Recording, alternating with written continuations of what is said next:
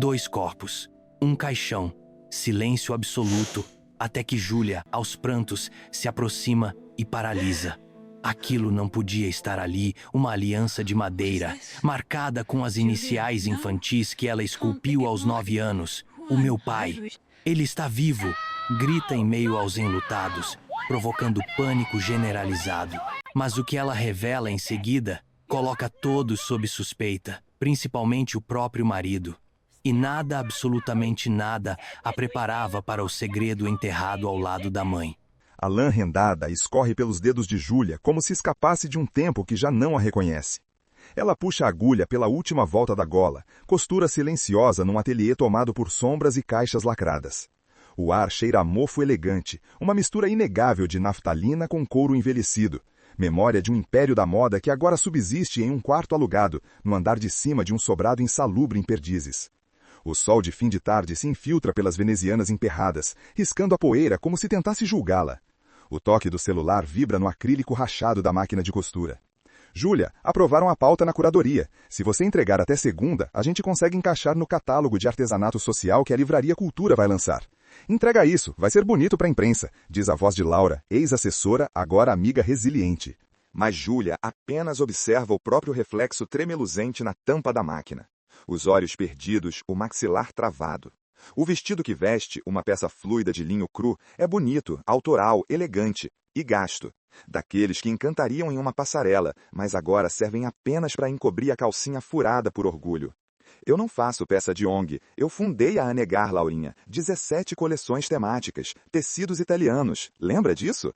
A voz sai em um sussurro entre dentes, mas seca como vinagre. Júlia, não é por causa da ONG, é porque você precisa aparecer de novo. Você desapareceu, amor, sumiu, e ninguém vai estender a mão se não vir sua cara de novo. Você vazou das redes, ninguém mais sabe se você tá viva ou vendendo creme de arnica em Itaipava, entendeu? O estalo da linha se rompendo quebra a cena. Júlia solta a agulha, impotente. Os dedos tremem, o estômago afunda. Cada palavra da amiga foi um espelho e um tapa juntos. Ela já não sabe se o silêncio é escolha ou punição. O prédio vibra com o som de um portão batendo. Caio chega, entrando sem pressa, com passos firmes no corredor. Há algo de confiável até nisso, no modo como ele caminha como quem pertence ao mundo, mesmo estando na ruína dela. Ele entra, carrega uma sacola da padaria cara da esquina, pão 7 grãos, suco detox, um queijo com a etiqueta ainda colada. Está suado, vindo da rua, e o odor se instala no cômodo com a mistura artificial de desodorante esportivo e café engarrafado. Trouxe o que você gosta, diz com um sorriso sóbrio e polido, colocando tudo em cima da bancada sem convite. Eu gosto ou você acha que eu deveria gostar? Júlia responde sem virar o rosto, ainda com os olhos fixos no tecido lacerado. Você costumava gostar, quando a gente era feliz. A frase corta fundo, mas ele fala sem pesar as palavras. Não precisa. Caio domina a arte de ferir sem alterar a entonação, sem parecer agressor. Eu ainda sou feliz quando não preciso explicar minha infelicidade, ela devolve. Mas não há raiva, só exaustão. Ele a observa por um longo instante. Depois caminha até ela, abaixa, pega a agulha caída com cuidado e a entrega. Você ainda pode fazer as rendas que o mundo virou as costas, Júlia. Só não pode mentir para si mesma enquanto costura. Ela segura a agulha, mas os dedos estão frouxos. Seu olhar pesa. Perde o foco. Uma dor invisível lhe desloca os ombros, como se cada gesto de Caio reavivasse a memória de cada elogio que ela aceitou sem checar se vinha da verdade ou da carência. Silêncio. Júlia pega o celular. Abre o feed vazio do Instagram da Anegar. 0 stories. Último post. A nota pública sobre a ex-funcionária que acusou de apropriação estética e assédio simbólico. 4.000 comentários, todos chamando-a de oportunista decadente. Ela tentou apagar, depois tentou responder, mas no fim fez o que sempre fazia, desligou o corpo inteiro. Caio se aproxima e a toca no ombro. O gesto é de apoio, ou parece, mas se prolonga um segundo a mais do que deveria, como quem deseja prender e não apenas confortar. Júlia não reage. Por dentro, algo esfria. Liga para os seus pais, a gente precisa sair daqui, resetar, recomeçar, lá é seguro. Ele diz isso olhando para as mãos dela, não para os olhos. E a verdade é que ela quer. O cheiro da goma de tapioca e do assoalho encerado da casa dos pais, o barulho suave da chaleira silbando na cozinha da Tainá, as histórias morais do Henrique, sempre começando com "Era uma vez um homem que..." Tudo nela anseia por esse refúgio. Mas ela treme só de pensar se eles ainda a veem como filha, ou vergonha. Eles nem sabem que a Negá faliu. Vão perguntar, vão julgar. Ou vão cuidar, Caio insiste. Essa é a falha de Júlia. Ela não sabe confiar em si mesma sem um homem ao lado endossando sua presença. Primeiro foi um pai heróico, depois um marido racional. E agora, entre um e outro, ela está afundando na lama da própria falta de eixo. Ela abre a caixa com os retalhos das primeiras coleções. Sente o cheiro de cetim esquecido, um leve toque de álcool isopropílico, resquício das antigas limpezas industriais da equipe. Cada tecido tem memória. Cada dobra contém sucesso e ruína. Tá bom, diz, por fim apertando os olhos. A voz vem baixa, mas definitiva. Vamos para Ouro Preto amanhã. Caio sorri, mas não comemora. Seus olhos permanecem frios, firmes, como se antecipassem um destino já escrito. Ele pega a sacola, sai do ateliê com um "vou descendo". Sozinha, Júlia aperta a aliança que ainda usa. Simples, discreta, um presente que ele desenhou. Ou disse que desenhou. Nunca soube ao certo. Na parede, a moldura de uma miniatura feita de madeira de demolição. Uma aliança infantil, pintada com tinta guache. Criação dela aos 9 anos. Presente para o pai, quando ele quisesse casar com a mamãe de novo. Júlia a encara com força contida. Ali, naquela lembrança, ainda havia alguém que acreditava que o amor era artesanal, não calculado. Ela suspira e, sem perceber, começa a arrumar as malas. A chuva fina escorria lenta pelos vidros turvos do carro funerário, lavando as fachadas barrocas de Ouro Preto com uma solenidade que Júlia não sentia. O motor ronronava abaixo como um aviso, enquanto a procissão avançava pelas ladeiras, entre fachos de velas e guarda-chuvas pretos como pássaros enlutados. Cada pedra do calçamento parecia ter sido colocada ali unicamente para machucar o tornozelo de quem ousava caminhar com salto naquele solo ancestral. Ela se recusou a trocar o loubutim gasto pelo chinelo que Cida ofereceu na porta da funerária. Só havia uma coisa mais dolorosa que parecer derrotada diante da cidade, confirmar que já não era mais dali. O sino da matriz tocava sem pressa, e não havia consolo no bronze de sua frequência. Júlia caminhava com passos contidos entre os corredores da nave principal, braços colados ao corpo, os dedos gelados fixos no braço de Caio, que a guiava com falsa ternura. O cheiro de lavanda velha dos bancos de madeira se misturava ao ardido das velas, e ao fundo escutava-se um gemido sonoro de órgão desafinado. Aquela combinação a enjoava. Como costureira, odiava tecidos passados com lavanda. Como filha, odiava ter que sorrir para vizinhos com cheiro de missa. O caixão duplo estava posicionado sobre uma carpete vinho encardido e tinha adornos em ouro velho, em talhes florais, escolha de Caio, é claro. Elegante e respeitoso, ele dissera à funerária. Júlia achou fúnebre demais. A madeira envernizada lembrava olhos que não fecham e, de certo modo, ela sentia que os dela estavam exatamente nesse estado, abertos demais, mesmo sem querer ver. Ela se aproximou devagar, enquanto os tios murmuravam orações mecânicas e os vizinhos mais íntimos se perfilavam para dar condolências. Caio preservava a postura de viúvo por extensão, não tanto embargado pela dor, mas compenetrado. Dava palmadinhas fraternas nas costas de quem viesse chorar. Júlia oscilava entre a revolta e a paralisia. O tecido interno do caixão era acetinado, mas opaco. E ali estavam os dois. Tainá, imóvel com expressão serena, como se tivesse sido invadida pelo silêncio, e Henrique, com o rosto do que dorme pesado depois de muitos analgésicos. Foi então que seus olhos tocaram a mão dele. Aquilo a rasgou num lugar que ela nem sabia estar vulnerável. A aliança. Aquela aliança. Não era a de sempre. Não era gravada com o verso de Milan Kundera que os pais escolheram juntos em Tiradentes. Era madeira clara, rústica, com uma fissura visível perto da lateral. Ela mesma lixou aquilo em 1996, num domingo em que fingiu ser ourives ao lado do pai. Usaram cola e laca de unhas da mãe. Ela nunca mais viu aquela aliança. Até agora. O ar ali dentro pareceu murchar. Júlia recuou meio centímetro. Uma vertigem leve tremeu seus joelhos, mas ela cravou os pés no chão, como se cada enxada das unhas nos sapatos caros fosse âncora para o que precisava ver de novo. Reaproximou-se. As cutículas dele estavam preservadas, a pele da mão com um viço que nenhum morto deveria conter.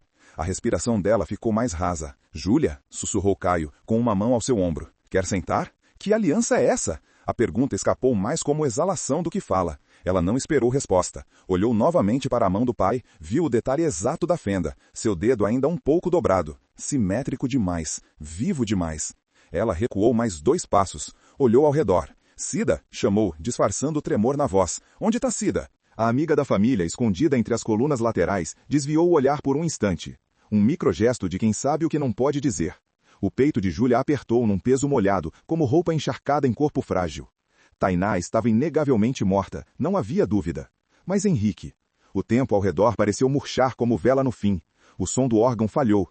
Um rangido na estrutura do caixão ecoou um estalo que a fez estremecer.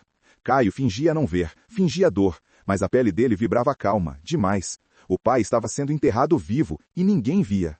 Mas ela, sim, ela sempre viu o que era detalhe. Era isso que tornava uma boa estilista, separar a dobra do erro da dobra do estilo. E aquela aliança era erro. Abaixou-se como se fosse beijar a testa do pai pela última vez. O pulso. Com dedos treinados para linha e agulha, reconheceu o mínimo. Calor, elasticidade, um fio tênue batendo ali. Inacreditável, mas presente. Sua visão esmaeceu de leve. Impôs a si mesma um soluço, recuou teatralmente, deitou-se brevemente sobre o peito do pai como se desabasse.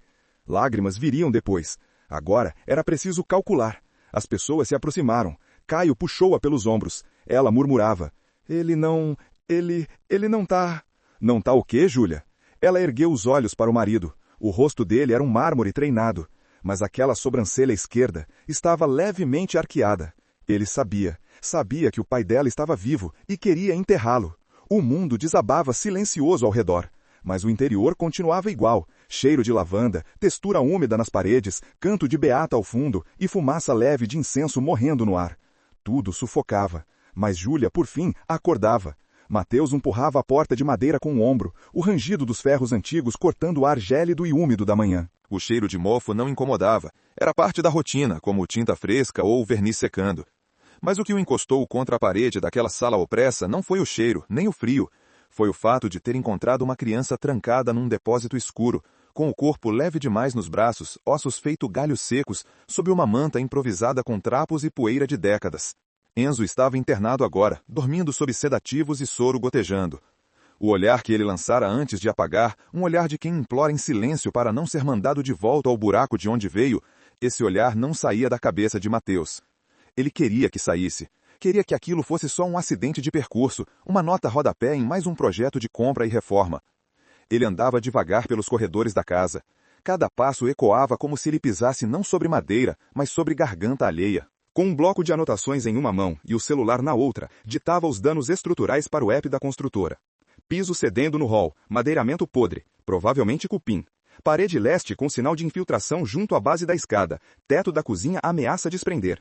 Mas quando chegou à porta do porão, travou. O trinco ainda retorcido, a maçaneta lascada onde ele enfiara um pé de cabra dias atrás. Lá dentro, o cheiro ainda persistia. Ferro velho, resina vencida e algo agridoce, nem bem de carne, nem bem de vida. Ele hesitou antes de acender a lanterna, não por medo de encontrar algo, mas medo de reconhecer algo. Luz oscilando pelas paredes manchadas, cobertas de rabiscos infantis, rostos sem olhos, mãos espalmadas, casas contorcidas saindo da superfície como se gritassem. No canto, latas de milho abertas com uma chave enferrujada e uma tira de lençol líquido vital. Mateus desligou a lanterna e subiu à pressa.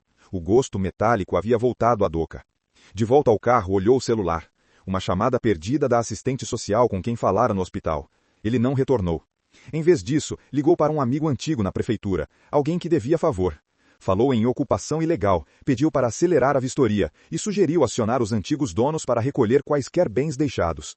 Eu só quero garantir que esse imóvel esteja juridicamente limpo até a matrícula em cartório, apressou-se nas palavras.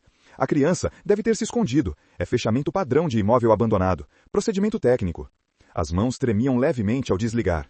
À noite, de volta ao hospital, encontrou Enzo acordado. Sentado na cama com a cabeça baixa e as pernas cobertas por uma coberta azul, ele desenhava algo num bloco de folhas improvisado pela enfermeira. Mateus não reconhecia ainda os traços, mas achou perturbador ver tantos círculos sobrepostos, como olhos fechados tentando reabrir. Tá se sentindo melhor? Enzo levantou os ombros, um gesto mínimo, como quem pede desculpas por existir. Não disse nada, nem ao menos olhou o homem. A polícia vai cuidar disso para você, disse Mateus, com voz funcional, como se lidasse com um contrato comercial, não com uma criança em frangalhos. Já estamos rastreando sua família, devem vir buscá-lo logo. Foi aí que o menino soltou o lápis. Não com força, mas de maneira precisa, um pequeno barulho seco. Só então levantou os olhos. Eles não vêm, nunca vieram, eles só foram. Mateus sentiu como se uma mão invisível encostasse na parte mais fraca da sua nuca. Virou o rosto desviando. Apertou a mandíbula e tirou um papel dobrado do bolso. Era um pedido temporário de acolhimento, lista de orfanatos e lares legais próximos. Eu tentei ver se consigo realocar você. Um lugar limpo, seguro, profissional, melhor do que aquilo. Melhor que o túmulo. Mateus engoliu em seco. A voz de Enzo saíra como suspiro, mas doía como sentença. Você é meu quê? Comprou a casa? Pode reformar. Não me reforma. Silêncio. O estalo de uma máquina perto monitorava o batimento cardíaco, com uma cadência fria demais para qualquer coisa viva. Isso não é coisa para eu resolver. Eu não sou pai, tio, gente. Nem precisa. Mateus levantou. A cadeira rangeu. Ele virou-se para sair antes de dizer algo que não soubesse sustentar. Mas o menino ainda murmurou. Só não diz que vai voltar se não for voltar. Já tem eco nas paredes demais. Do lado de fora do hospital, o ar noturno era quente e úmido. Motoristas de aplicativo cochilavam nos carros. Gente empurrava portas giratórias como se a vida inteira fosse só uma questão burocrática. Mateus respirou fundo. Precisava focar no projeto, na parte prática. De volta a casa, chega cedo. A equipe começava a cercar a casa com fita de segurança e estacas.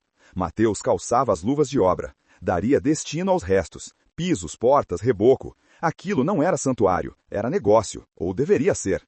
Mas cada vez que pisava no segundo andar, ouvia coisa que não devia, um passo arrastado, um rangido fora do tempo, uma respiração que não vinha do peito dele. Descartou como paranoia, cansaço, até que, ao passar pela escada do sótão, viu algo desenhado no degrau com carvão antigo, um par de olhos infantis. Identificou o traço, era de Enzo, anos atrás. Já tivera prática a ponto de desenhar ali. Uma criança não prende carvão à unha por meses sem motivo. E de repente, o cheiro de resina velha voltou. E o som, o barulho de madeira. Mas não era o assoalho. Era algo abaixo. Chamou o pedreiro. Já que vamos refazer esse piso, quero o levantamento total, placa por placa. Tentou manter calma. Profissionalismo. Por quê? Tem desnível. Deve ser erro na estrutura ou esconderijo mal feito. Ele não disse os nomes naquela noite. Nem Enzo, nem Soraya, nem herança, abandono, criança ou crime. Mas dormiu mal e sonhou com o barulho do degrau que não parava de falar. A luz trêmula das velas projetava sombras instáveis pelo salão da funerária, um casarão barroco retirado da rua principal, onde o estuque do teto rachava com dignidade sem jamais ceder. Júlia tremia por dentro, mas o corpo, elegante na roupa preta de luto que ela mesma redesenhou com tecidos reciclados, sustentava a farsa de uma filha aflita e resignada. Seu olhar, porém, não obedecia às convenções. Ele fixava o caixão duplo, como se aquilo fosse um desfile onde algo gritava fora da ordem. Ao redor, suspiros abafados, o rangido das tábuas antigas sobre os pés dos visitantes, o cheiro de incenso barato misturado ao aroma mineral das floras fúnebres, crisântemos, sempre vivas. Quando a oração pausou e os presentes se afastaram, ela se aproximou do caixão novamente. Os passos ressoaram com um eco surdo, como as batidas que ainda pulsavam em seu peito. Fez menção de se ajoelhar, mas parou. O tampo lateral, onde repousava a mão de seu pai, estava mal ajustado. Uma pequena fresta deixava a luz atravessar e bater na aliança exposta. Brilhava fraca, mas ali estava. Madeira escurecida pelo tempo, uma fenda irregular ao centro e alguns respingos de laca verde que só ela sabia identificar. Seu coração engasgou no próprio líquido vital. Não era uma joia, era brinquedo.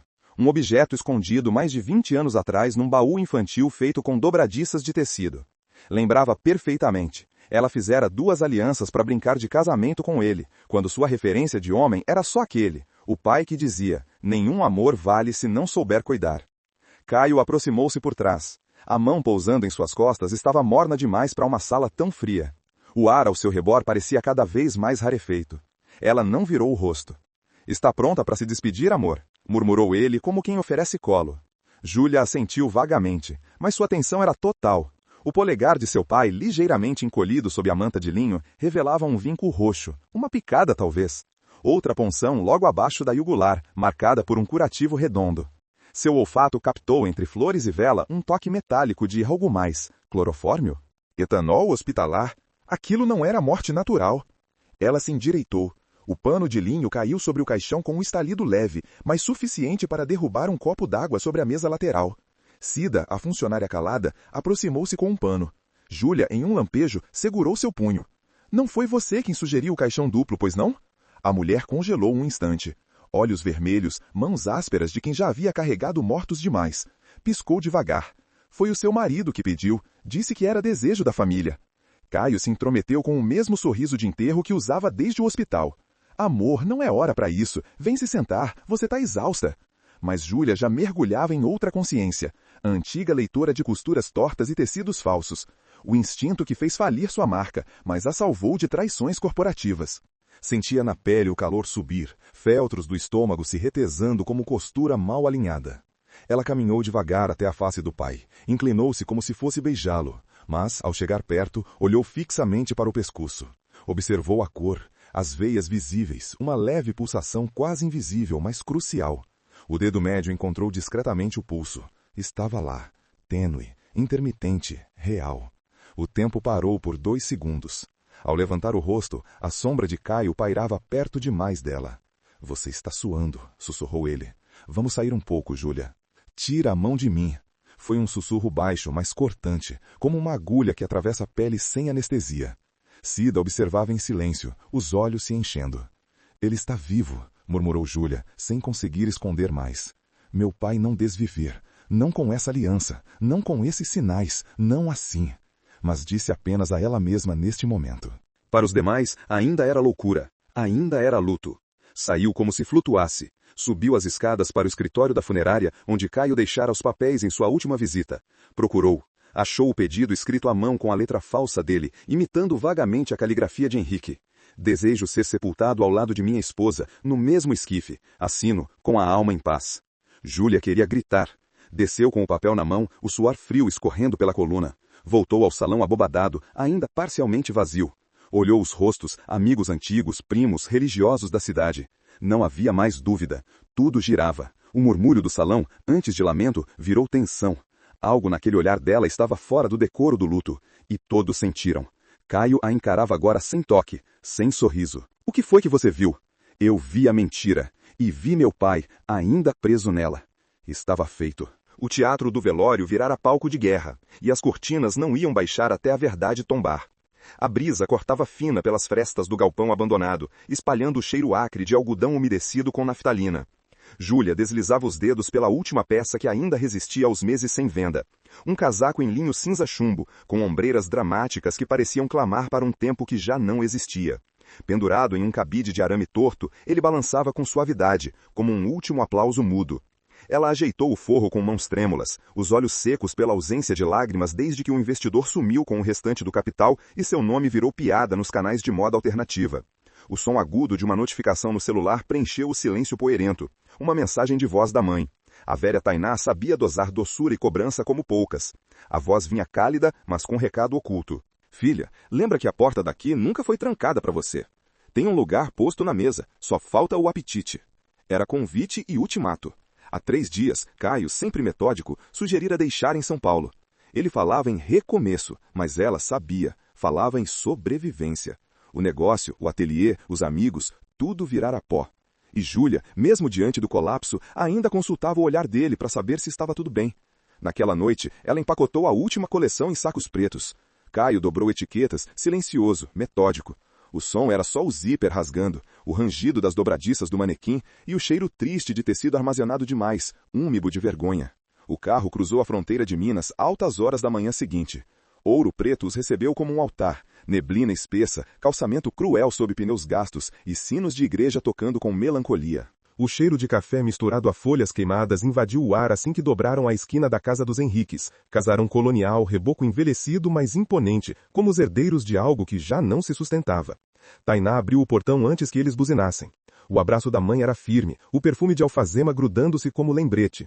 Henrique, no batente, carregava a mesma postura de estátua, olhos observadores, mãos unidas atrás do corpo, como quem julgava, sempre julgava, até o tempo.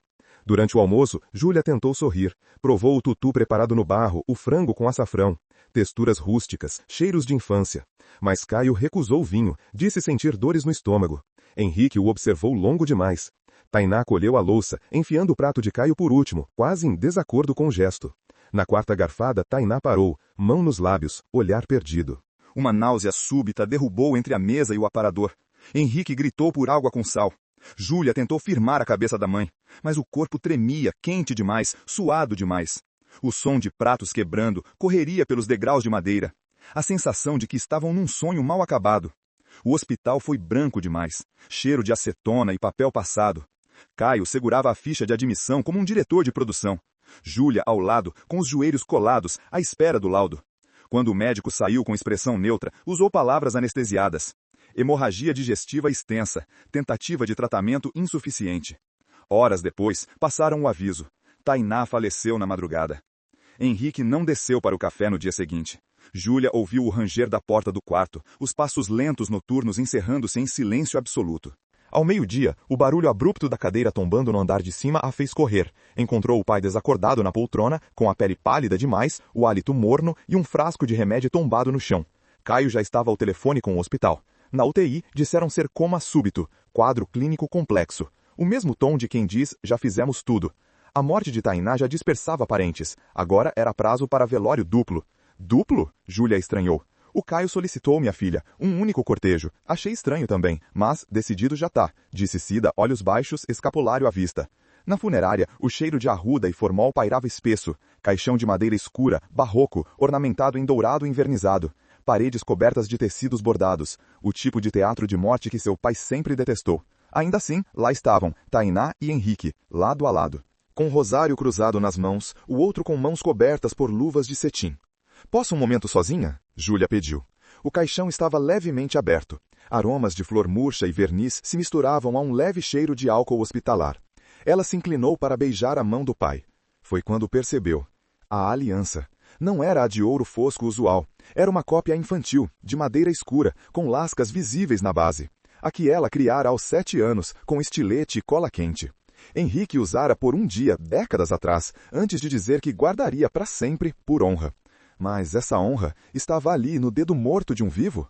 Júlia congelou. Seu estômago se revirou de uma forma nova, não por luto, por terror. Henrique não estava morto. Seu dedo tenha talvez tremido 1 milímetro. Ou talvez fosse impressão. Mas a certeza não a largou mais. Ela se virou, rápida demais, e tropeçou no biombo cerimonial. Caio correu para acudir. Júlia já vestia o silêncio como quem veste um véu de noiva. Só ela sabia o que viria. O cheiro forte de óleo de lamparina, misturado ao perfume doce e envelhecido das flores do velório, ainda repuxava o estômago de Júlia dias depois. A casa dos pais, antes viva e diáfana com o som da vitrola de Henrique tocando chorinho em vinil, agora era um túmulo pulsante de silêncios. Ao entrar no quarto do pai, o ranger da madeira sob seus pés provocava uma reverência involuntária. Não era por saudade, era por dúvida. Estava ele mesmo morto? Ela deslizava os dedos pelos móveis com o toque inseguro de quem procura mais do que poeira. O criado mudo estava levemente fora do lugar. Essa casa nunca teve móveis fora do eixo. Seu pai era obsessivo com alinhamentos, como um alfaiate de paredes. No banheiro da suíte, abriu o armário dos remédios. Nada estava errado. Até ver, encaixado atrás de potes antigos, um blister novo, ainda lacrado, marcado como Lorazepam, uso hospitalar. Aquilo não era de Tainá, muito menos de Henrique. E não fazia parte da rotina da casa, que ela observava desde criança. O silêncio do corredor foi cortado pelo tilintar baixo da colher, batendo contra o esmalte da xícara. A funcionária da casa, N, balançava o café, olhando-a com um ar curioso.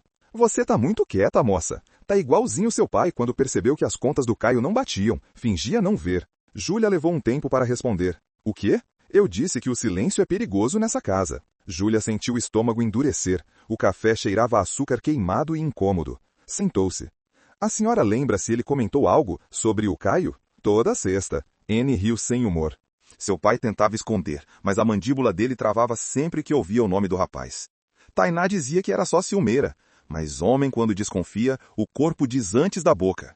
E ele estava certo. A frase saiu antes que pudesse medir. Eni a encarou, mas não perguntou. Apenas colocou as 2 mãos sobre o avental e balançou a cabeça. O consultório do antigo médico da família, no alto da rua direita, tinha cheiro de éter antigo, como se o século XIX nunca tivesse saído dali. Júlia esperou na antessala observando o som oco da ponteira do relógio marcando segundos em compassos medievais. Quando foi recebida, o Dr. Francisco, homem miúdo com voz de tabaco, foi direto. Henrique não teve um AVC, Júlia. Foi algo mais programático. Como assim? O índice de calmantes no líquido vital dele é incompatível com o uso legítimo. Falei isso para a funerária, mas quem assinou a liberação foi o hospital. Ela piscou devagar, forçando a garganta a engolir a náusea que subia. E quem mandou para cá? Seu marido, Caio. O médico cruzou os braços, disse que queria poupar sua dor. Ela voltou para casa tremendo. O cheiro da cera no chão parecia esmagar o ar, sufocar. Já não eram apenas suspeitas sensoriais, eram fatos parciais e fragmentados. E com eles viria ela, Cida. Cida trabalhava há 20 anos na funerária São Roque. Quando Júlia entrou com o ar de quem não sabia se pediriam um enterro ou um café, Cida já sabia. Eu achei estranho, viu? Um duplo pedido assim? Nunca vi antes. Só em tragédia. E olhe lá. Júlia se sentou com as mãos rígidas no colo. Olhou a mulher como quem clama por socorro sem admitir. Foi o Caio que pediu os dois? Sim. Ligou 3 dias antes, pediu ao seu nome. Disse que a senhora estava em surto e que ele precisava cuidar de tudo. Júlia olhou para o chão. E a aliança? Cida franziu a testa. O corpo do Henrique, no velório, ele usava uma aliança de madeira envernizada. Eu fiz aquilo. Com 9 anos, pro Dia das Mães. Era da boneca, mas meu pai usava na oficina de vez em quando, por charme. Às vezes, os mortos contam. Cida falou baixo. Mas é a gente que precisa ouvir. A senhora tá ouvindo. Já ouviu. A funerária tinha cheiro de cera de abelha e flores mortas. Júlia saiu com o peso do símbolo sobre os ombros. A réplica da aliança não era só uma mensagem escondida. Era sinal. Como uma boneca de pano que alguém envenena para dizer, olhe mais de perto. 3. Na livraria antiga que ainda funcionava em frente à casa dos pais, Júlia imprimiu as declarações do plano de saúde. Os olhos passaram linha por linha até encontrar. Dia 7. Receita de sedativo tarja preta validada por um doutor Braulio Moura. Ela prendeu a respiração. Braulio era o irmão de Caio. 2 noites depois, invadiu o antigo escritório de Henrique. Os arquivos guardavam documentos que, a princípio, pareciam irrelevantes. Antiguidades cartoriais, plantas de terrenos, papéis da antiga incorporadora da família. Mas atrás da primeira gaveta, um envelope pardo com lacre antigo. Dentro, 3 folhas. Memorando interno da empresa Henriques Engenharia, datado de 1996, detalhando uma aquisição de terrenos no Pará. Nome sobreposto no anexo. Moura Imobiliária. Ativos incorporados. As mãos de Júlia tremiam ao tocar o nome. Caio crescera sob aquele luto. Luto que não era só financeiro. Ela entendeu. A aliança de madeira era mais do que um lembrete de infância. Era uma fresta que escancarava rachaduras no tempo. Rachaduras onde a vingança se enfiava como um inseto noturno. Nas noites seguintes, começou a anotar discretamente as reações de Caio. As pequenas pausas quando ela citava o pai. Os toques leves no pulso dela quando perguntava qualquer coisa sobre o velório. Como se medisse sua oxigenação. Como se temesse que ela estivesse acordando. Na cozinha, entre o cheiro de cebola frita e espírito de cânfora da toalha plastificada, ela pedia a ele para repetir histórias. E notava, ele mentia diferente a cada repetição. Enquanto isso, ela colava as peças. E as peças faziam barulho, barulho de madeira rachando à força, como um caixão sendo empurrado de dentro para fora. A noite era um pano pesado sobre ouro preto. O silêncio não era ausência de som, era ruído contido, feito de relógios antigos, passo de gente acostumado ao luto, porta que range, prece sussurrada. Na casa colonial dos Henriques, cada parede parecia escutar. Júlia caminhava pelos corredores como quem escolhia fios emaranhados de um tecido velho demais. Uma pasta de exames médicos nas mãos, o cheiro de mofo doce das madeiras enceradas, um leve tremor recorrente no punho esquerdo. Sempre o esquerdo. O mesmo lado em que Caio dormia. Disseram que não havia toxina suficiente para causar parada total, só desaceleração. Mas e se foi proposital? Marcos, o advogado, esfregava os olhos. Era 1 da manhã. O café que Júlia trouxe estava frio, amargo, metálico. Ele a olhava como quem encara uma ferida recém-aberta. Júlia, você acha mesmo que Caio? Acho. E se não for, prefiro errar do lado certo. Ela rebate, os olhos vermelhos de quem ousava voltar ao passado com raiva. Mas eu preciso de um respaldo jurídico, algo técnico. Ele suspirou, passou a mão na barba por fazer. Receber relatório de toxicologia de um corpo já declarado morto? Júlia, isso não é novela. Foram assinados 2 atestados por médicos distintos. Ela cravou o olhar. O mesmo que usava na época de desfiles, quando decidia se uma estampa funcionava ou era lixo. Mas um deles não está morto. Marcos desviou. Algo em sua postura mudou. Medo ou compaixão, ela não soube distinguir. Quando voltou ao quarto dos pais, encontrou Caio sentado aos pés da cama, vestindo o mesmo suéter verde escuro de merino que ele usava desde o velório, quase sem dobras, como se não vivesse neles. Seus olhos estavam serenos demais para alguém em luto. Você sumiu de novo, ele disse sem drama, palavras espaçadas, voz pastosa. Ela buscou a verdade nos gestos, um cheiro tênue de loção àquele pó brancos-barba, aquela que ele só usava quando queria parecer seguro, a calma artificial. A calma de quem já chegou onde queria. Fui à funerária, conversei com Cida. A tensão caiu entre os dois feito um pano molhado. Cida? A tiazinha da vela de 7 dias? que te viu saindo da sala de refrigeração às 3 da manhã. O silêncio seguinte teve cheiro de verniz e aquele pó brancólvora seca. Caio apenas sorriu, contido, como se tivesse esperado anos por aquele momento. Você está abalada, Ju, transformando a dor numa caça às bruxas. Ela deu um passo à frente, mas deteve-se. Sua falha falava mais alto.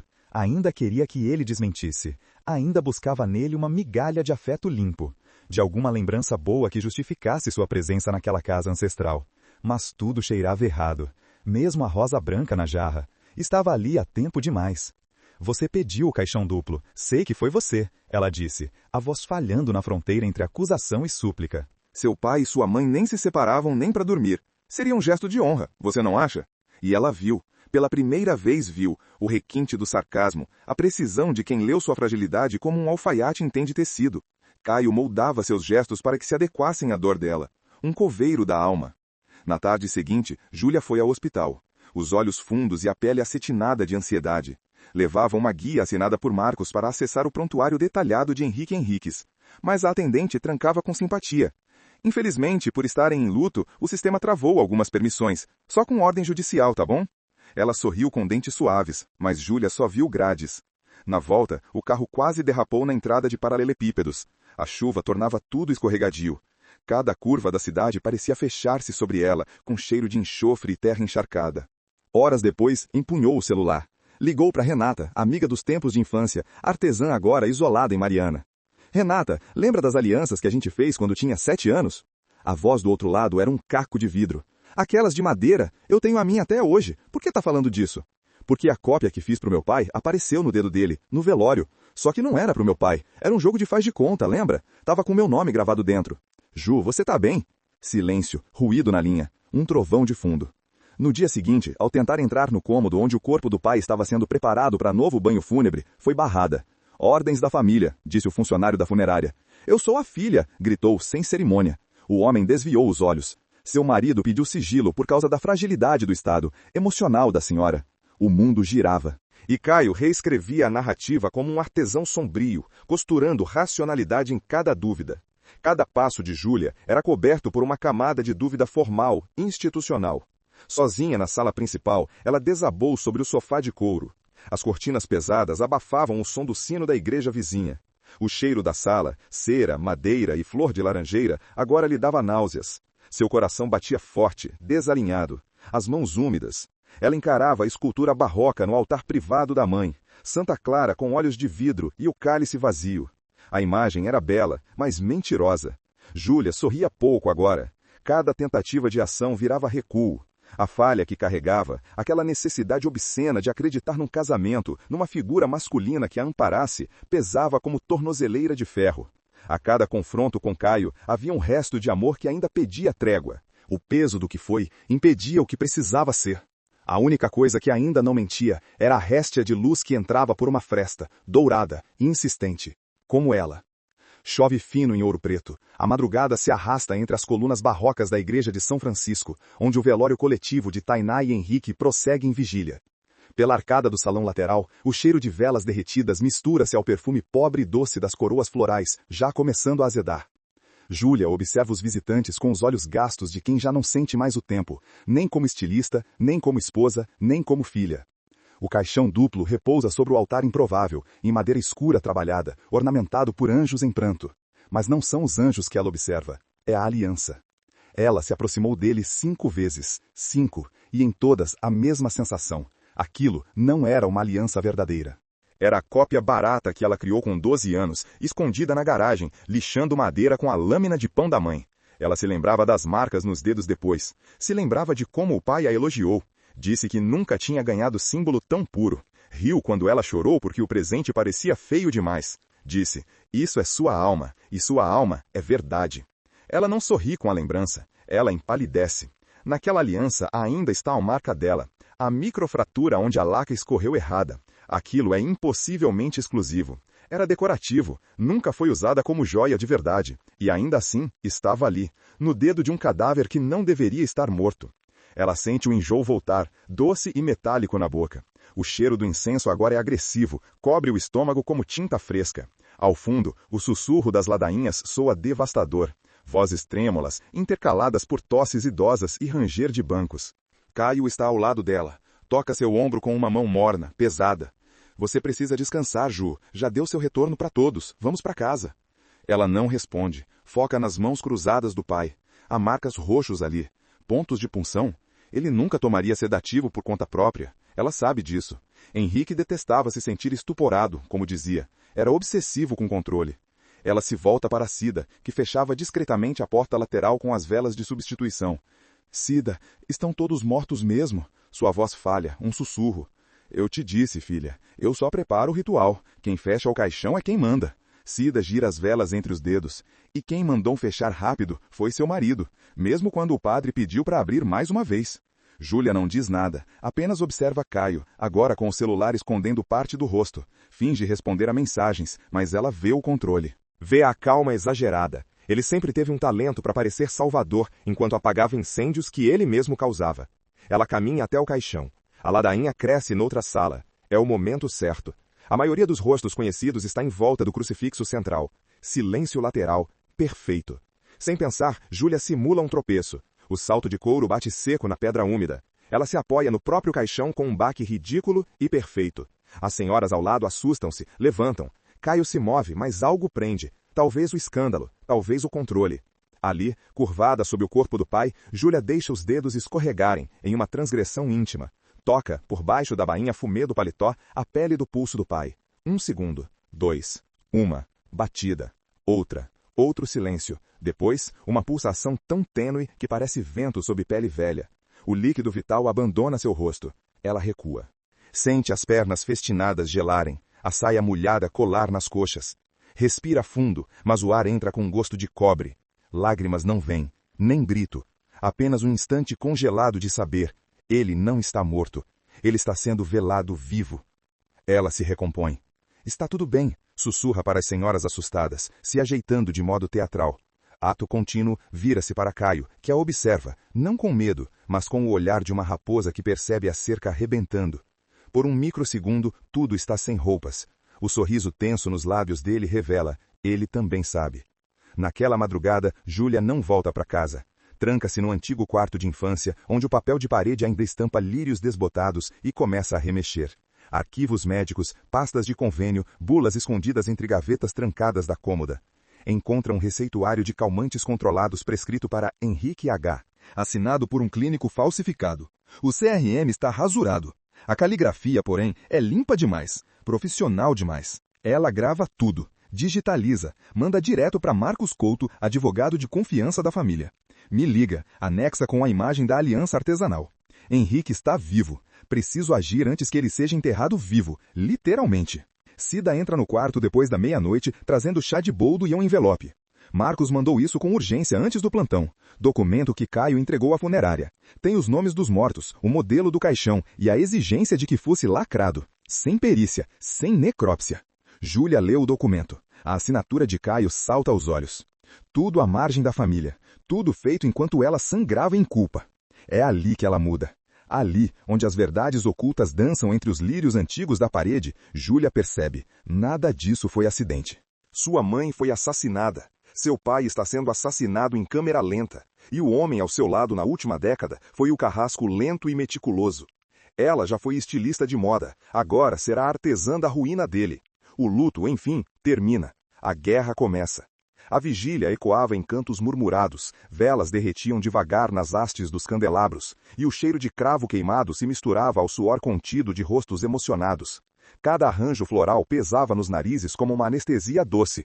Júlia permanecia sentada na primeira fileira, rosto inclinado, mãos juntas no colo, mas não orava, raciocinava.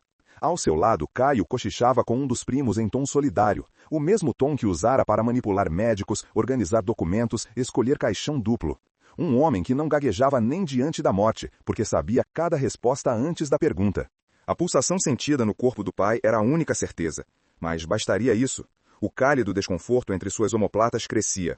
Ela mexeu o pescoço como se tirasse peso dali, mas não havia peso, só urgência. Ela inspirou o perfume cítrico adocicado vindo da lapela de sua blusa. Era da mãe, o único frasco resgatado do quarto agora desabitado. Segurava aquela fragrância como um relicário sensorial. À frente, o padre segundava uma ladainha conhecida. Pedia por almas que se encontrassem no infinito. Júlia apertou os olhos.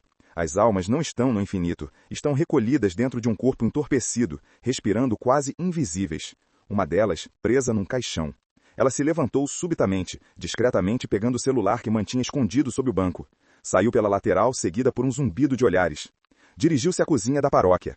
A lateral da velha capela de Ouro Preto gemia com passos, mas ela não hesitou. Fechou a porta. Encostou o celular na parede. Ligou para Cida. A chamada não completava. A recepção era precária ali. Barro, pedra, esquecimento. Precisava de mais altura. Subiu as escadas internas às pressas até o sótão mal iluminado, onde ventava pelos vitrais lascados da capela. O cheiro aqui era de madeira molhada, verniz antigo e um resquício ácido de pombos escondidos. A chamada completou. Cida, sou eu. Quantos remédios você viu nos pertences do meu pai? Uns 4 frascos. Por quê? Preciso saber qual é o de tarja preta e se ainda está sendo usado. A senhora quer que eu vá ao hospital agora? Não. Venha aqui. Traga os nomes e uma enfermeira de confiança. Preciso de alguém que saiba verificar um estado de coma induzido agora. Dona Júlia, eu te imploro, Cida. Desligou. Desceu. Rosto em brasa, mas olhos fixos. Já não era filha enlutada. Era filha em guerra. Ao voltar ao salão de velório, fingiu tremor. Caminhou trêmulo até o caixão. O terno do corpo do pai recendia a cânfora. A laca da aliança torta brilhava ali como uma traição belamente disfarçada. Sentiu a pele endurecer. Precisava chegar mais perto sem despertar a reação de Caio. Engenharia emocional exigia atores, então ela montou um pequeno espetáculo. Sussurrou, mãe, e se jogou ao chão, como se tendo um colapso nervoso. No borrifo alçado pela queda, a vela mais próxima oscilou. Cida, que havia acabado de chegar, correu com um pano e um copo d'água. Ninguém reparou que, a um gesto ínfimo de Júlia, Cida deixou cair algo ao lado do caixão. Um estetoscópio simples. Aproveitando o tumulto, as lamúrias e a tentativa de Caio de parecer indignado com a fragilidade da esposa, Júlia se recompôs, encostando-se discretamente ao pé do caixão, onde ficou alguns longos segundos. O couro do banco próximo estava pegajoso do calor. O cheiro de flor murcha pesava. Com um movimento abafado da mão, deslizou o estetoscópio, já conectado, para a linha justa do colarinho do pai. Os dedos dela tremiam como se tecessem um tecido invisível entre os mundos. Suor na lombar, frio nos pés. Soou um tum, pausado, tum. Outro tum. 2 batimentos, ritmados, vivos. A garganta secou. O som repetia no canal do estetoscópio e parecia grande demais para o pequeno peito que fingia estar morto. Ela se virou subitamente, encarando Caio. As rugas calmas dele na testa, sempre tão controladas, agora tremiam levemente. Sabia, estava percebendo que ela sabia. Júlia deu 2 passos. Ainda não era a hora da queda total, mas o momento viria, e seria público, escancarado, com nomes, culpados e provas nas mãos. Mas agora precisava manter tudo aquecido, mas invisível.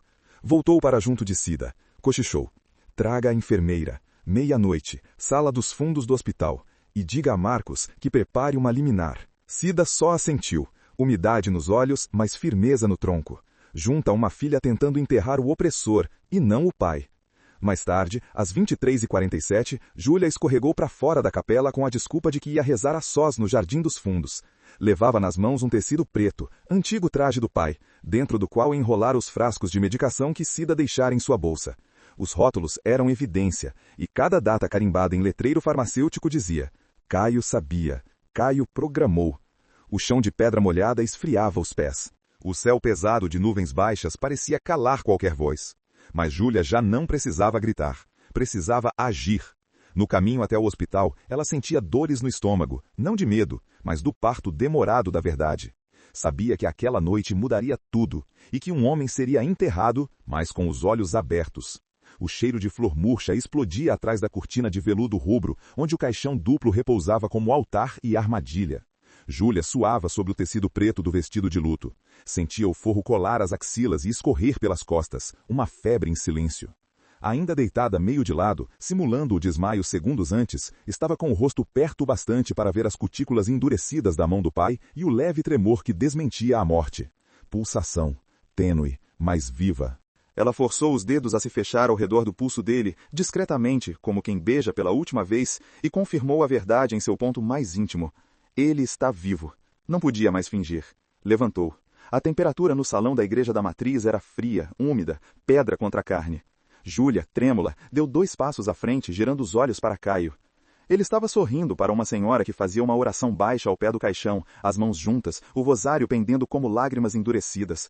O som era discreto, o tiquetacar da chuva contra as janelas, o ranger dos bancos de madeira antiga e os sussurros abafados por véus pretos. Então ela falou. A primeira palavra não saiu. Engoliu. Ele está vivo.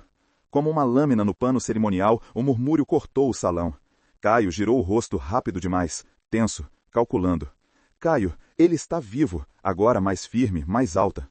Meu pai ainda está respirando. Júlia, a voz dele era calma, baixa, feita para encobrir. Você está abalada. Isso é o luto falando. Senta, por favor. Não! Ela berrou, o eco batendo forte nas abóbadas. Eu toquei o pulso. Ele ainda pulsa. A aliança, essa aliança. Ela apontou para o dedo da mão esquerda de Henrique. A peça de madeira entalhada, marcada por um entalhe falhado no centro. Aquilo era impossível. Só existia uma cópia. A dela. Gritos se espalharam entre os presentes. Cida avançou, pálida, da lateral do salão. Marco se levantou do banco ao fundo. Alguém chama um médico! Ele gritou. Caio deu um passo para trás. Isso é um delírio. Ela está em surto. Eu tentei avisar. Ela tem instabilidade. Mas a voz falhava. Júlia girou na direção dele.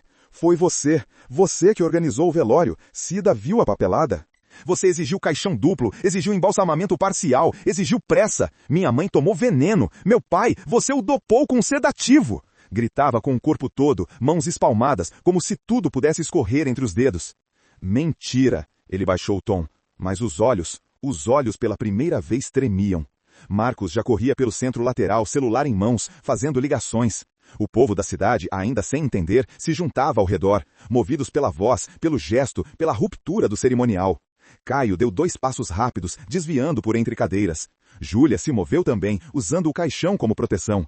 Mas ele não a encarava mais, buscava a saída. Vai fugir. Ela correu, esbarrou, tropeçou no pé de um cavalete. A madeira cedeu com estrondo. O caixão cedeu para um lado, desequilibrado com o peso de um dos corpos. Uma flor de plástico caiu na tampa, escorregando pelo chão de azulejos frios.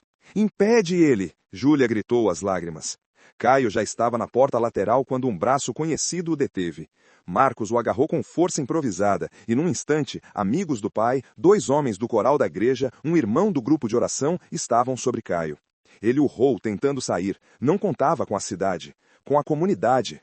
Mas alguma coisa tinha quebrado dentro de Júlia. O plano dera errado, sim, o dela. Ela achou que bastava tocar, falar, apontar, e que Caio se desmontaria ali, exposto ao sol da verdade. Mas a verdade não bastava. Ela foi até a lateral do caixão, ajoelhou e tentou novamente o pulso do pai. O calor se enfraquecia. Era como segurar água com as mãos, impossível manter. Ainda pulsava, mas mais devagar, mais fraco. E quando um paramédico emergiu pela nave central da igreja, puxando equipamento sob olhares atônitos, Júlia soube. Perdeu um tempo valioso. Como está o senhor? O paramédico perguntou, já conectando os sensores. Cordelina. Henrique murmurou, voz arranhada, como um osso raspando cerâmica. O que, pai? Júlia se inclinou, os olhos lutando para não ceder. Cordelina. Estragada. Serviram.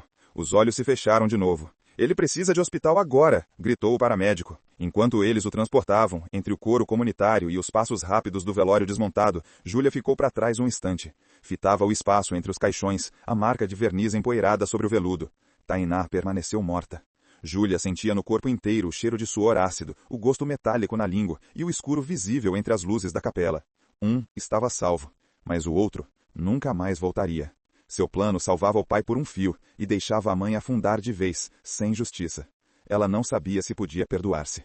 Um grito de resistência, um caos de vinganças colidindo e a certeza insuportável. Caio não tinha só matado, ele tinha quase vencido. Porque quando a verdade custava tanto, não era mais só verdade, era resto. A madrugada parecia empalhada no tempo. Paredes frias da casa colonial devolviam o silêncio com ecos do passado.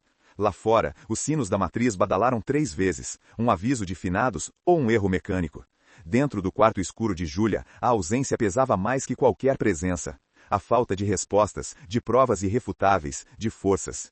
Ela estava sentada na beira da cama, ainda vestindo a roupa do velório, agora amarrotada, úmida no dorso pelas horas entre lágrimas e febre. As mãos sujas de verniz, a aliança de madeira que retirara do dedo do pai ainda estava em sua mão, pareciam fragmentadas da infância. Como pode algo tão puro ferir tanto? Aquilo deveria ser uma lembrança. Agora era evidência de tragédia fatal. O celular vibrava desde horas antes. Mensagem de Cida. Não posso envolver mais ninguém. Cuide-se. Nada mais. O silêncio daquela aliada final parecia uma curva fechada sem saída. O corpo de Tainá já havia sido levado da sala às pressas após o escândalo. O de Henrique permanecia. O defunto, isolado numa das câmaras da funerária, à espera de um médico convocado às pressas por Marcos, o advogado da família. Mas os médicos não atendiam. O plano de saúde havia sido desativado. Júlia descobrira isso quando ligara em desespero e ouvira do outro lado que seu próprio CPF estava como responsável cadastrado. Caio fizera isso, transferira tudo para o nome dela e esvaziara legalmente o controle sobre os próprios pais. Ela mordeu o punho do casaco querendo gritar, sabor de bronze e lã seca na boca. Tudo era textura áspera e amargor. Seus pés descalços roçavam o chão de pedra-sabão, ainda úmido por infiltrações antigas. Ouro Preto exalava sempre um cheiro de mineral oxidado, mas agora era mais do que nunca o odor da cova, terra, mofo, formol. Júlia lutou para pensar. O que fazer agora? A polícia não intervinha sem laudo. O laudo não viria, não sem autorização médica formal.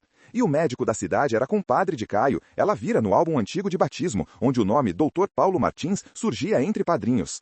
Cada plano parecia ruir como pano apodrecido nas mãos. Ela releu os papéis roubados da pasta de Caio. Planilhas de gastos, datas cruzadas de internação, compras de medicamentos com tarja preta feitas em nome de doméstica eventual. Tudo acessível, tudo juridicamente inútil. Era o retrato perfeito da armadilha, razão rasa, tempo folgado e aparência de normalidade. Eu não sou louca, sussurrou para a aliança na mão. Sua voz saiu rouca, molhada de desespero. Ela rangia os dentes até ferir a gengiva. Aquilo não podia terminar ali. Seu pai estava vivo e prestes a ser enterrado num caixão lacrado no fim da manhã. O velório reabria para o adeus final às 9 horas. Agora eram 3h34. Desceu as escadas devagar, cada degrau soando como testemunha de madeira. Na cozinha, o velho armário rangia com vento. Algo contra o vidro. Uma ponta de papel presa em fita crepe. Ela se aproximou com passos trêmulos, confusa. Um bilhete, tinta borrada depressa. O laudo está na gaveta atrás da imagem de Santa Luzia. Cida. Santa Luzia. A estatueta de gesso ceguinha, com os olhos esculpidos na mão em vez do rosto. Padroeira da visão espiritual. A imagem ficava no altar do escritório do pai. Último cômodo que Caio trancou pessoalmente no dia anterior. Júlia perdeu a respiração por um instante. Sentia os batimentos no ouvido, abafando qualquer lucidez. Subiu tropegadamente as escadas de volta, desviando do quarto onde Caio dormia. A luz vermelha do LED do carregador projetava seu vulto na parede como uma criatura ambígua de velório e leito. Na porta do escritório, forçou a maçaneta. Trancada. Tentou, em vão, a chave mestra da cozinha. Caio trocara as fechaduras. O tempo fatiava seu juízo como lâmina quente. Então, recuou. Desceu à garagem. Pegou um pé de cabra antigo do fundo do armário de jardinagem. De volta à porta, hesitou. Sabia que o som acordaria Caio se usado de forma direta. Então, ajoelhou. Introduziu a ponta na fresta do batente e cutucou com delicadeza. Madeira contra ferro. O suor descia esguicho pela nuca. 5 minutos depois, a trava se rendeu com um estalo seco. O cheiro do escritório era de couro velho e cera. A imagem de Santa Luzia estava sobre a estante, entre réguas de engenharia e um exemplar do Código Civil. Atrás dela, uma pequena portinha de madeira embutida no móvel. Abriu. Uma pasta. Dentro, os exames médicos. Entre eles, um papel assinado às pressas por Dr. Guilherme Fonseca, do hospital da cidade vizinha. Paciente orientado, pressão regular, sinais vitais estáveis. Indícios de sedação prolongada por uso contínuo de benzodiazepínico. Recomenda-se acompanhamento imediato. Data 25/11/2025. 2 dias atrás. Henrique estava vivo, lúcido naquele dia. Depois disso, nada mais foi registrado. O nome de quem buscou os medicamentos. Caio Moura. Atrás do papel, uma segunda página. Cópia digitalizada de um recibo de pagamento da funerária. Montagem de caixão duplo, conforme pedido personalizado. Incluía alça reforçada, divisória oculta e vedação farmacológica. O caixão era prova de gemidos, de ar. No mesmo instante, passos no corredor. O piso rangeu. Júlia abafou o grito com a mãe. Embolou da papéis contra o peito, apagou a luz e se escondeu atrás das cortinas largas. A porta se entreabriu. O vulto de Caio entrou, silencioso, sem palavras. Carregava um copo e um frasco na outra mão. Aproximou-se da escrivaninha, os olhos varrendo as gavetas. Procurava aquilo que agora ela apertava nos braços. O som do relógio, o tic-tac engasgando o tempo entre um respiro e outro.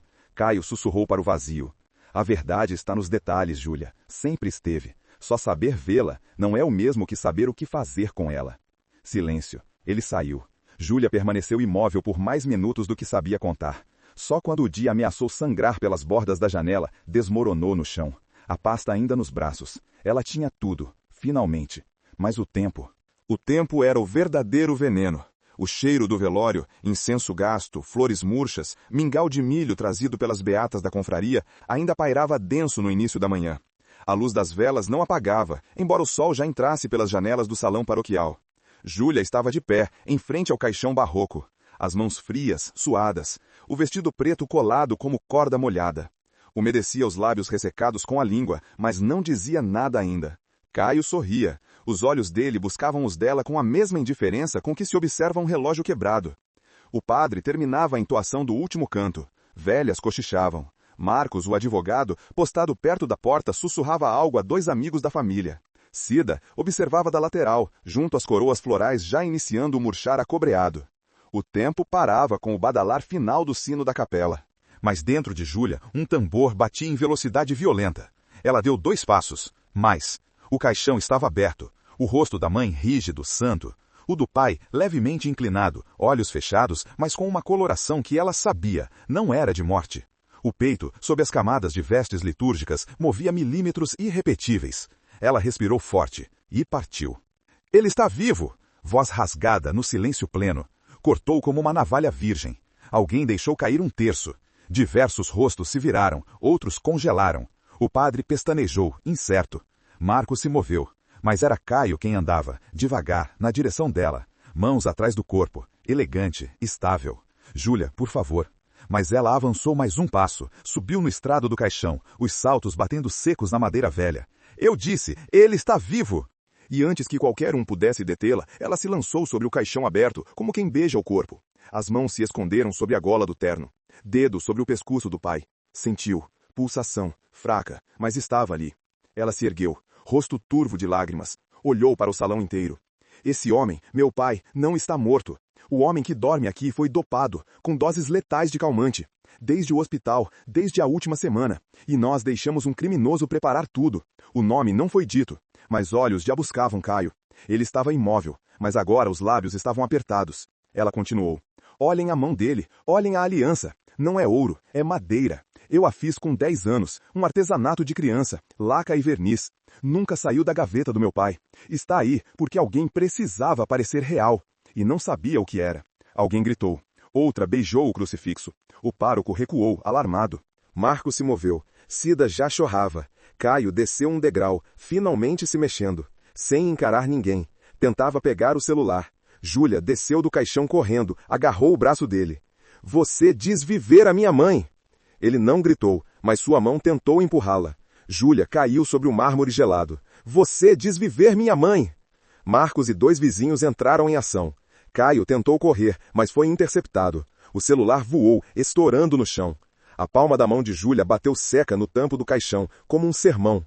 O som ressoou. As velas tremularam. Ele dopou meu pai, para que o mundo achasse que os 2 tinham morrido juntos, para assinar o testamento. Tudo, toda essa cerimônia de luto foi um teatro, uma tragédia fatal com plateia. O padre se ajoelhou. Os devotos em prece começaram a murmurar salmos, confundidos entre liturgia e horror. Do banco central levanta-se uma figura cambaleante. Henrique, a cabeça dele gira. Os olhos estão pesados. Mas ele se ergue, suado, trêmulo, vivo.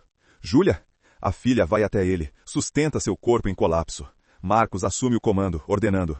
Alguém chame a polícia e a ambulância, agora. Caio, imobilizado, já não fala. O rosto frio, a auréola de suor na testa. Um suspiro sóbrio e calculado. Ainda não compreendia como a réplica de uma aliança quebrara tudo. Você se casou comigo por vingança. Por justiça, Júlia, justiça. Mentira, isso foi puro ódio. Ele sorriu amargo. Vocês desviveram meu pai em 1997, só estou devolvendo. Não foi o meu pai, foi o mundo. Você destruiu a única família que ainda podia te amar. Os oficiais chegam, algemas estalam, metálicas. Henrique desmaia nos braços da filha. Sirenes são ouvidas ao longe. Cida cobre o rosto com as mãos. O padre fecha o caixão vazio. O verdadeiro sepultamento apenas começava. As flores desbotam. A missa termina. O funeral agora é outro. Ainda era cedo quando os sinos da matriz bateram 8 vezes, alto demais para uma manhã tão silenciosa. O bronze ecoou por entre os telhados das casas coloniais e entrou pela janela do antigo ateliê, agora mais austero. Júlia terminou de posicionar sobre a prateleira uma caixa de madeira clara, feita por ela. Pequena, retangular, com encaixes visíveis nas laterais. Dentro descansavam 2 miniaturas de mãos entrelaçadas, esculpidas em sabugueiro. A marcenaria amadora impregnava o ambiente com seu cheiro ácido de cola e verniz novo.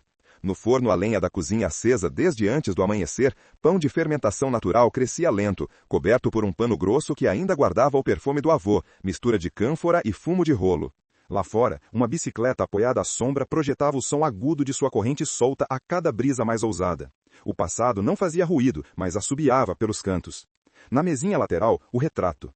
Tainá com os olhos semicerrados pelo sol, Henrique apoiando o queixo no topo da cabeça dela, ambos no jardim do casarão. Era uma imagem antiga, amarelada, mas preservada com esmero. Era ali que Júlia agora colava seus votos mudos todos os dias. Do rádio velho na estante ao lado, uma voz arranhada anunciava um informe policial do dia. Caio Moura permanece sob custódia preventiva. O Ministério Público solicita julgamento em rito acelerado, dada a gravidade da tentativa de tragédia fatal equiparada à condição de vulnerabilidade da vítima. Júlia abaixou o volume, o botão rangendo como lâmina contra pedra. O som de fundo tornava-se o estalar do pão crescendo e o latido espaçado de um cão de rua do outro lado da ladeira. A cidade voltava a respirar. Que ela, também. Henrique ainda estava na fisioterapia, sob os cuidados do Hospital São Camilo, mas se recuperava com lentidão honrosa. O trauma havia atingido parte do sistema muscular, mas não o espírito. Nas últimas videochamadas, já reclamava do sabor da comida hospitalar e perguntava por que diados ela deixara as bromélias do quintal morrerem. A justiça haviam prometido cuidar por ela. Júlia não discutia mais com promotor algum. Da sacada do térreo, onde agora se instalava a oficina comunitária de restauração artesanal, via chegar Cida com um saco de materiais doados, tecido cru, madeira de demolição, pincéis usados. Elas haviam começado juntas uma pequena ONG ali mesmo, batizada de Lembrança de Família, para ensinar netos da comunidade a refazer brinquedos de madeira.